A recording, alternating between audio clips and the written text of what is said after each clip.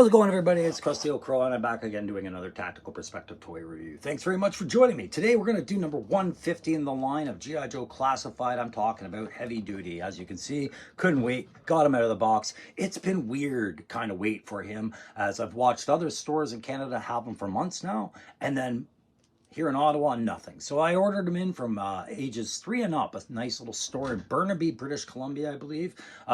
Started ordering with them a little while ago, and I've had max satisfaction since.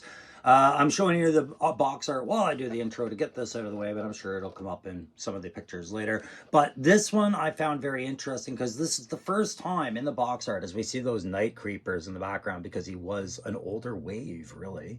He was part of that wave. This is the first time they've utilized those side shots, those little hexagonal images there. This is the first time they used them as a full set of instructions on how to operate your action figure in their line that I can think of. Usually they want you to pay attention to things like a hat, a patch, a weapon feature. But this one, it is all about getting this rig on this poor soul that is Heavy Duty. There you can see those primary combat functions. They get repeated on the side. We're not sure what those icons mean, but you can look them up on the Hasbro website somewhere and somebody could dust off a file that's never been updated. Of course, you got your QR code. And enough about the box, guys. This, like I said, is going to be a very challenging tactical perspective for me because I have very strong opinions about this figure's equipment and why it's there. I also have strong opinions about the character himself and how they went about making this guy for the new classified line. Updates and just the way they approach some of the kit that he comes with. I'm going to have a focus on that. Of course, in the traditional tactical perspective, I've got to give him that TAC grade, which is going to be a weird one. That play grade is going to be a weird one. And that je ne sais quoi grade, French-Canadian for I don't know what. And that's where you identify something that is really drawing your eyes and mind that doesn't fit into the other two categories. This guy's rife with them. All right, so my little Schwarzenegger era wannabe figure, I'm going to take him, I'm going to do some photos, explore some kit, do some stuff with you, give him that grade, and then we'll call it a day, okay? So I want to thank you guys very much for tuning in. Remind you, if you like these videos, like, share, subscribe. I've got that out of the way. Let's go play with Heavy Duty. Now, before I even get to the head-to-toe inspection or the weapons inspection and the grading, you guys know I've got to go through that original 80s file card that came out with him in the 3 3/4 line. This, to me, is the testimony in the Holy Bible as to who Heavy Duty is and what he's supposed to be doing on the battlefield. And this is what I compare him to when I ask, you know, all the grading questions that are around it. It has to line up with what the file card is telling us about the guy. So let's get into his. Thanks again to 3D Joes for providing the images that I'm putting up here today for these file cards.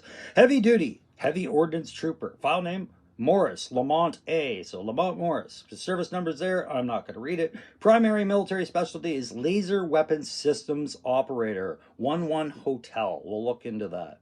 His secondary military specialty is Indirect Fire Infantryman. 1-1 Charlie. We'll look into that. He's from Chicago, Illinois, and he's an E5. Okay, it says, licensed to operate mobile battle bunker, hammer, and general. All things in the G.I. Joe line, right? A classical guitarist in his spare time, Heavy Duty sees little difference between playing Bach's 2-part invention in D minor and operating his man-portable heavy weapons system. They both require right and left independence, exceptional hand-eye coordination, and the ability to concentrate simultaneously on 2 or more complex operations. To him, playing Bach correctly and hitting a distant, fast-moving target are 2 sides of the same coin. It also represents his cultural refinement. Let's say you zap a laser-guided missile at a tank. You try to keep your laser-guided designator dot on that tank for the entire run of the missile while that tank commander is popping caps at you. If you move, the laser dot disappears. from the tank, and your missile wanders astray. Heavy Duty carries enough extra firepower to shut down the enemy while his missiles are running, and Heavy Duty doesn't duck for anybody. All right, so there's your file card on him. So let's get into this. All right, first off, we knew he was born from Chicago, Illinois, because underneath all that hardware, they slipped us a nice little accessory in his kit called the Chicago Bulls Golden Bling. Right? He's got that Chicago Bulls necklace there. That was a cool little nod from his place of origin. To talk about the laser weapon system operator, that's cool. We're going to see this in the kit. He does have a pair of lasers, but they're not targeting lasers. They're offensive lasers fitted with blast ports. He's also indirect fire infantryman. That's cool. He's going to be calling in for indirect fire, but I see no indirect fire on him, on his riggins. It's all direct fire. So these are things that I look at and go, okay, does he tactically make sense anymore? All right, so that was the file card. Let's get into this very complicated young figure here. All right, so here's our poor friend Heavy Duty. We can call him Lamont Morris if we want, but Heavy Duty is what I'm going to try and refer to him as the most. Let's see what we're getting with this kit, okay? Before we get to the buck, we're going to get this set of headphones here. Goes on his head, no problems, over the ears of the buck, just like so. And they can sit over the hat or they can ride along the back brim of it, no problems. It is one of two pieces of the head feature that he needs, right? This is comms, but it's also hearing protection because his weapon systems are going to be the loudest thing on the battlefield right next to his ears. He needs to protect those ears. So the contradiction now comes when we get to this other piece of kit, this targeting piece that goes over his left eye. It's a little targeting visor. It's got a little brim for the ear on the other side. That's why you know where it goes. In order to put this on this head, you know, I don't have to use the tweezers. I'm just trying not to obstruct too much with my hands as we go. We put that on, that's fine. But it does manipulate the fit of the other headset when you try to put that on over it, because he does need the targeting system, but he still needs that hearing protection for both ears, right? So I've heard people say, well, you know, it's a bad fit. It's a bad fit. Yeah, in real life, it's going to be a bad fit. But sometimes a soldier has to wear 3 earpieces over 2 ears. It does happen overseas constantly. I had to monitor 2 different nets on my radio, one in my left ear, one on my right. And then if I had dismounted troops on the ground that I had to communicate with, I'd have to wear a personal radio headset just below my, or just under the right earphone so I could hear everything, all 3 nets. So I found while this is an annoying little detail, it's actually so realistic because that earpiece does not fit firmly under there. It's kind of offset, and that's exactly how that would go, but it does happen. Soldiers do this. So those are a few of the options there. I do like the eyepiece, and I do like the headphones included. Definitely a cool little feature, and I'm trying to show you guys pictures of that kit just off to the side because I'm realizing it's not that easy to zoom in on this the way I'm doing it, and I apologize for my hands getting in the way. Let's have a look now at that other head feature before I get rid of this one. I'll show you the ball cap that he's got on there, and it's, what does it say? Shred head. There we go. So he shreds the guitar like it is on his file card. He's a classical guitarist, but you know, he's probably got respects for all genre of guitar-based music, heavy metal and the like, right? So I'm going to pop this head off with those stylish earrings and the nice goatee, nice calm head on there, and we're just going to essentially have the same head but without the hat. And that's the other inclusion in this, and it gives him that never goes out of style, you know, flat top haircut with the style fading and cut lines in there. Really good paint apps on this head as well. Again, not much changes from the original facial. He's calm, he's cool, he's collected, he's a ladies man, he's got those diamond studded earrings. Yeah, boy. All right, so we'll look now at the Brahma Bull Chicago Bulls gold chain on there. I'm not taking that off. It's bad luck for him, and this dude needs all the luck he can get. Moving down the line, we've got this removable bandolier that has your Joe Comms device on it, and then a couple of fragmentation grenades in there, thankfully, and a bit of padding. Looks like a couple of belt loops on there, and then nothing else to interrupt. And I recommend you get used to keeping the padding somewhere over that shoulder, because all of this kind of does affect how the harness fits when we get to that piece. You also have this belt that is free floating if you need to jig that around, and it has the holster for the knives I forgot to take out. So we'll talk about these knives. One of two holsters, or sorry, sheaths for these knives on his body. Here's one of the two knives, and you can see nice paint apps to this. Nice little finger loop in the end. You can twirl this thing, you can throw it, you can fight with it. And it's got that saw blade serration on there as well.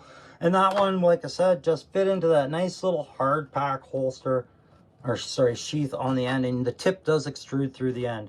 And he's got another one on his boot. There you go. There's the same knife again, from same exact knife. They're paired fighting knives, and that one goes into his boot. Whoops. What I didn't really like, and I might change it if I care too much to, is he's got both knives on the same side of his body. I think if anything, I would shift the belt around so that he's got at least one on either side, because like they say, his hands are supposed to be, you know, almost preternaturally trained to be independent of each other. So one hand will reach where one hand reaches, and one hand will reach to the other dominating side, because they're used to working independently. Having them both reach to the sides for knives and to the boot, I didn't like that. Anyways, those are the knives, and that's those pieces of kit there. We'll set him off to the side for a second, and we've shown that. He also comes with a pair of punchy fists right there for when he drops that heavy ass gear and has to fight it out. And even the knives aren't going to be available, then he's got punching fists. Okay, so we've got those kit. We get these rockets. We've seen these before in Metalhead from the Iron Grenadiers, and they have the exact same portable blast effect. This time they're transparent, whereas with Metalheads, they had some white paint and whatnot, and they just insert as such. Whoops, hard to do with tweezers. I don't know why I thought that would be a good idea today, kids, but I did. All right, there you go, and they're assembled. You get 8 of these, and they slide into our rocket launcher. Now I have this off because it can be used independently on its own. It's got the hand grips for it, and that's pretty cool. It's got the print says M202 quad burst, and then the quote of invention number 2 in D minor, which again harkens back to his love of classical music and Bach, right? And also this is what he's naming his weapon, because it's also challenging both of his hands motor skills at the same time, from what they were boasting in that file card. So we've got that. It's got a ball socket recepting jump piece right there, and that will bolt in onto the side of this when we get to that. We've got another weapon system that uses a similar dog bone ball and socket joint, and that is his Gatling gun. He's got 2 of these as well, mounted on this bad boy harness of his. They've got one singular blast effect port in the middle, which is kind of not chain gunny, but okay. I haven't tested that port yet, but we have 2 of them. I'll probably test them at some point. And then it's got a underside ammo feed for you to attach the feed chute that it comes with, and I have that currently situated on the harness, showing as such right there with the other one, and you can see how the dog bone is on that with that for both of those. So we'll pop these back on, and we're going to talk about the harness a little bit, because there's another weapon system on there that I mentioned earlier.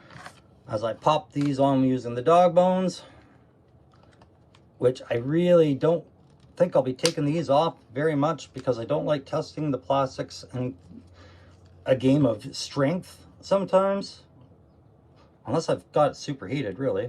Okay, so we've got the harness all assembled, but the one more system I was talking about are these twin lasers that he's got, right? His big firepower. So he's got 3 different types of weapon systems on this harness that he wears into battle, right? He's got your twin lasers, your sci-fi, deep cartoon, G.I. Joe Go blaster lasers. They need no ammunition. They must be self-generating power somehow. It's fine. I can accept the sci-fi of it all. And there's a lot of sci-fi to go around with this. They're pair-mounted, and they can be removed, but they are just slotted, similar to how you would slot them on the back of the vamp turret with just a post-inch.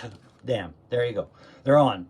All right, the harness itself has some neat qualities. It's got several points. This is a separate piece you will attach for yourself, and this is basically your coupler joint. It attaches this to this piece, once it's fully assembled. And that's what the back of the instructions of the box we're trying to show you. All right, so we'll just pop that on there now and before I forget about that. You've got your single back post, which is going to go into the buck's post there, right? And then on the back, it's got some more deco and art for you to enjoy. It's the man portable weapon system, or what's it say?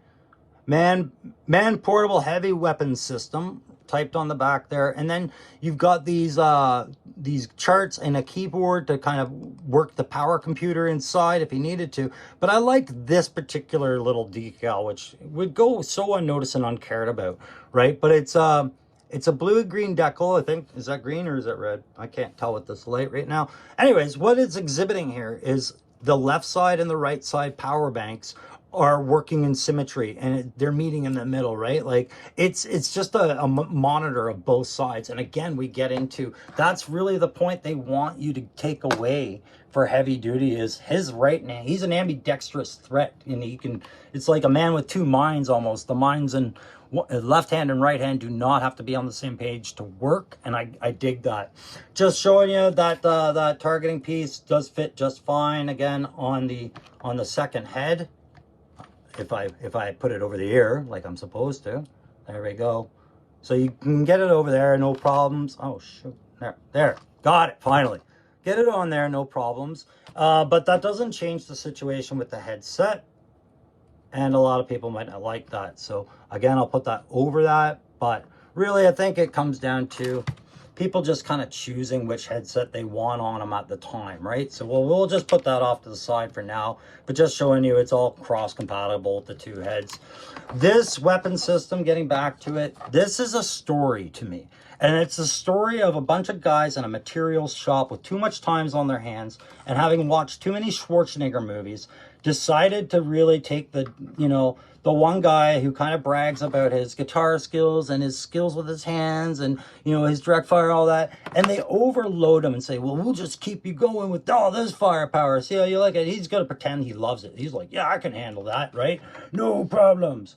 Except there's a bit more mythology to it. What kept drawing my eyes, and I talked to my buddy down at 77 to it, is this isn't, you're not the first user of this thing, Lamont. I highly doubt it. And I would ask questions as who's wore this before you, because you've got this beautiful paint app on the singular piece of armor that he's got on there. And all it shows is critical damage, right? There's a big dent where a 50 cal slug hit it. You got some maybe 7.62 scratching going across it, right? And this is a small circumference, and soldiers are trained to shoot, you know, for center of mass, right? So I feel like the Mat Tech guys in the shop grabbed a bunch of spare metal and built this guy his own little Iron Man suit and sold them into wearing it, right? But there's probably guys that wore it before, and we don't talk about them because you got to figure a couple of headshots squeak their way through. Lamont Morris, you're probably like the 12th guy that wore this armor. Nobody talks about the 11 others before you, right?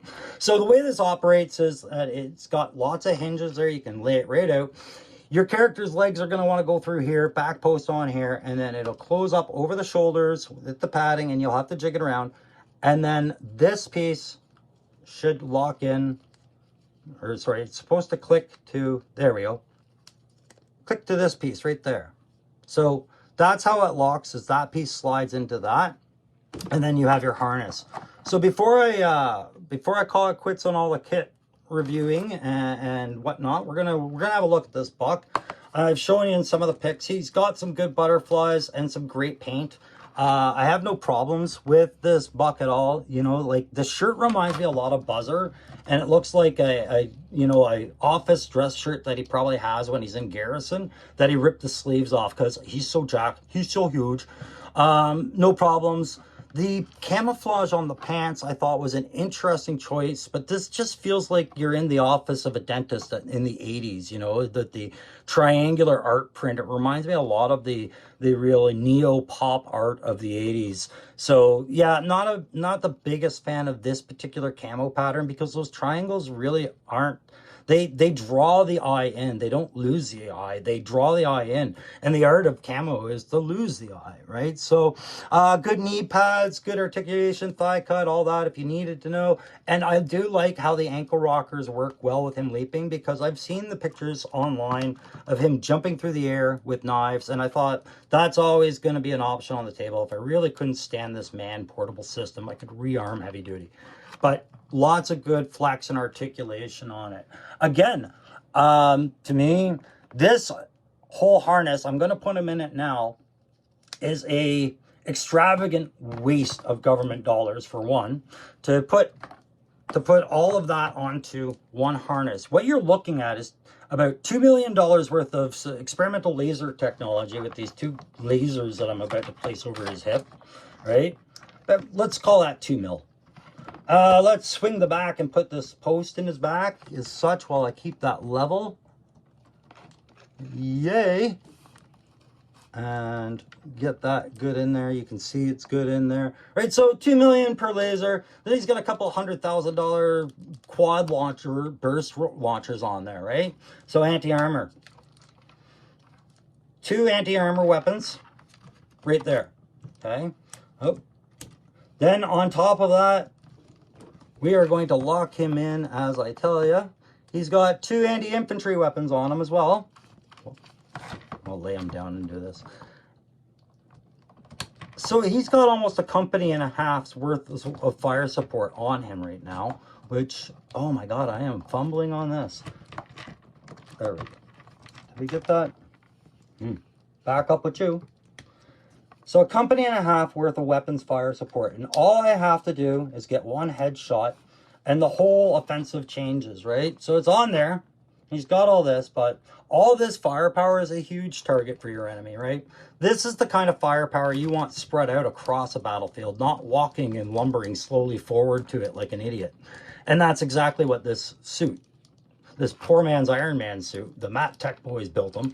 That's exactly what this breaks it down to, is he will be the first one killed as soon as he's recognized for what he is, because that's great protection. Sure, all of this will eventually, but if anything goes off, as ordnance, whatever, there are so many mistakes that could happen for a guy like that. So obviously a science fiction gun made in the heat of the 80s as a result of many Schwarzenegger movies and lots of kids growing up into the toy industry and saying it would look like this. Awesome. Is this ever a lot of fun to manipulate though, guys? Like, it is a really fun toy.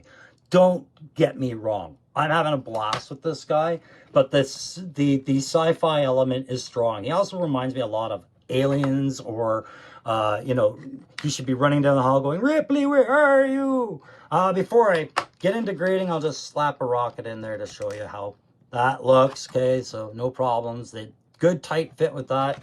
However, when you go to slide a loose one in, it's not as tight. There's lots of wiggle room in that. So, you know, knowing is half the battle, right? Yo, Joe. We'll put his hearing protection back on him, and I'm gonna get right into the grading of this guy right now. Okay, so on attack grade, I am gonna give this guy a 1. Okay, he is a tactical mistake waiting to happen. 1 brain, 1 heart, 6 weapon systems, all of which have critical battlefield importance to win a firefight with an enemy of greater numbers, and they are all attached to him. That is a tactical fail, 100%. In fact, I'm taking back my 1.5. I'm going to give him the other 0.5, the 0.5, because he could take this off and fire it on his own. There you go. Tactically, this guy's not even showing up to the board almost, right? However, I do like the fact that they give him a pair of knives for him to defend himself when he finally breaks this rig off of his broken back and says that was the toughest 150 meters I've ever run. That, you know, like it. Love the details on this guy. I love the little watch that I forgot to mention, which is really just, it's his Apple Watch telling him what his beats per minute are right now. I've shown that in pictures. Lots going on there, but yeah, man, tactically, he's a fail. On a play grade, he's a 5 out of 5. Okay? Solid 5 out of 5. A deluxe fig with a lot of fun features. These independent rocket launchers, when you take them off, posing them on the guy, that is fair play. That would, if he had just come with that, he would have gotten a fair tactical grade. But because he came out like a one-man band joke show, I had to hit him. But on the play grade, 5 out of 5. everything plays well. His hands can hit those grips. There's little thumb buttons on the top for his thumbs to actually sit on and trigger them. You know, these things pivot, they turn, and his balance on this is not terrible, which I fully expected it to be. It's good balance because it's such a heavy loaded, straight down gravity pull for him. Yeah, 5 out of 5 on play. On the je ne sais quoi factor, I'm going to really compensate for that lack of a tactical hit for him. And I'm going to give him a 4.5 out of 5 for the je ne sais quoi, just because they went a long way to kind of get down the idea of what his file card was saying is that this guy, you know, they mentioned he was a guitarist. They mentioned he's got the Chicago symbol on there. They really played into his personality with the invention of the D minor, or sorry, invention number 2 in D minor printed on there. Everything really is a subtle nod to who Heavy Duty was, right? So as far as the file card rule goes, I really got to give them credit for that. So there you go, 4.5 out of 5 on the je ne sais quoi factor. Guys, that's it for today's tactical perspective. Thank you very much. If you enjoyed this video, you know what to do. And feel free to hit me in the comments. Did you love or hate this guy? Have you gotten him yet, or have you had him forever? I'm not sure anymore, because that's the way the Hasbro shipping is. I'm really glad I got him. Thanks for watching this video, and we will catch you on the next tactical perspective.